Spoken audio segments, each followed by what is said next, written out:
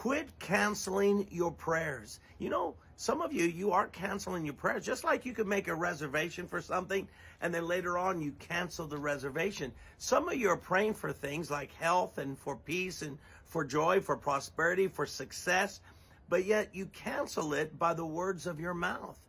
This is what almost happened to Zechariah. Zechariah had prayed for a son, and though he was a priest, God didn't seem to answer the prayer.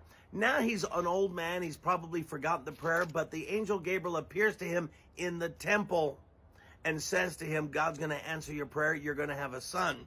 But here's what Zechariah says in Luke chapter 1, verse 18. How can I be sure of this? I'm an old man and my wife is well along in years. He doubts. He says, how can I be sure? Notice the word sure. He's not sure that God's going to do it. That's what happens when you pray for something and yet you're not still sure God's going to do it. That's doubt. And how do we usually manifest our doubt? It's through words. Just like we manifest faith by words, we manifest doubt by the same words.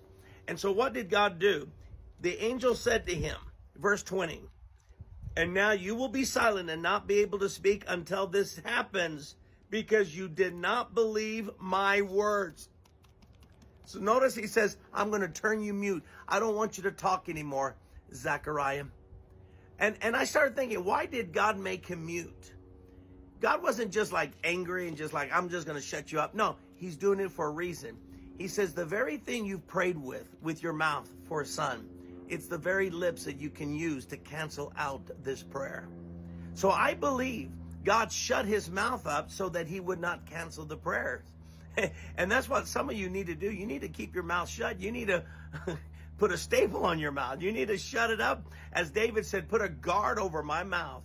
I'll put a lock, on it so I don't cancel the prayer. And some of you, you're doing that. Pastor, you cancel your prayers when you're asking God for more souls in the kingdom. And then you say with your lips, nobody wants to come to my church.